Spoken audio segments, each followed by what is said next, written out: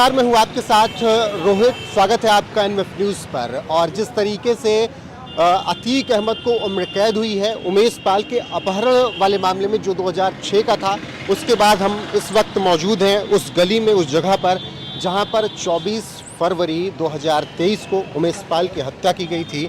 और उसके बाद जब आज 2006 वाले मामले में सुनवाई थी तो उसके बाद यहाँ पर उनके घर के पास पूरी तरीके से सुरक्षा व्यवस्था के इंतजाम किए गए। आप देख सकते हैं ये तस्वीरें, किस तरीके से सुरक्षा व्यवस्था का पूरा इंतजाम किया गया ताकि कोई और अनहोनी ना हो पाए। पुलिस प्रशासन पूरी तरीके से मुस्तैद रहा, सरकार लगातार मुस्तैद रही। ये आपको याद होगा किस तरीके से ये दरवाज़ा उस दिन खुला था और उस वक्त जब बमबारी हो रही थी, गोली मारी जा रही थी।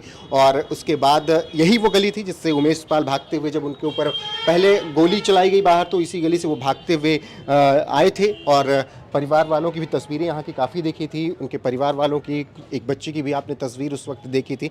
तो ये इसी जगह की तस्वीरें थी और यहीं से होते हुए उमेश पाल अपने घर की तरफ भागे थे। यहाँ पर वो अतीक के गैंग के गुंडे भी आ गए थे और उन्होंने जमकर गोलियां चलाई थी और उमेश पाल की हत्या कर दी गई थी।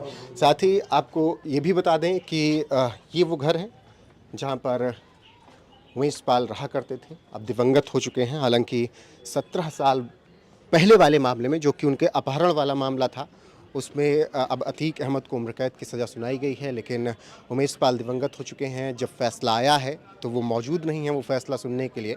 और इसके अलावा घर दिखाएं तो ये वही घर है जहां पर उमेश पाल रहा करते थे। और आज जब फैसला आना था तो पुलिस प्रशासन की तरफ से यहाँ पर पूरी तरीके से सुरक्षा व्यवस्था के इंतज़ाम किए गए ताकि किसी भी तरीके की अनहोनी ना हो सके। लेकिन वो तस्वीरें 24 फरवरी वाली आपको निश्चित तौर पर याद करेंगे तो आपको समझ आएगा किस तरीके से इस हत्याकांड को अंजाम दिया गया था। और अब 2006 वाले मामले में जब सुरक्षा फैसला आया है, उम्र कैद की सज़ा सुनाई गई है, उसके बाद यहाँ पर भी पूरी तरीके से सुरक्षा व्यवस्था टाइट है।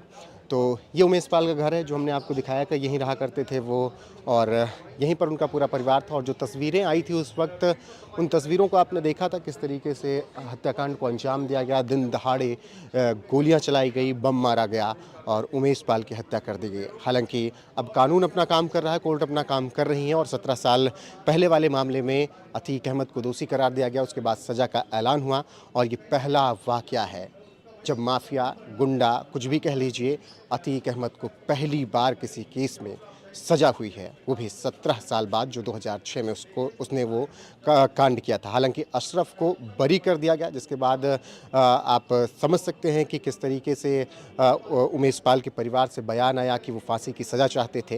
हालांकि अब उनको उम्मीद है कि हत्याकांड की जब सुनवाई होगी, हत्याकांड पर जब फैसला आएगा, तो निश्चित तौर पर अतीक अहमद और उसके भाई या उसकी गैंग के हर एक सदस्य को फांसी की सज़ा सुनाई जाएगी। बहरहाल अपने सहयोगी उमाकांत और कार्तिक के साथ रोहित पांडे, एनएफ न्यूज़, प्रयागराज।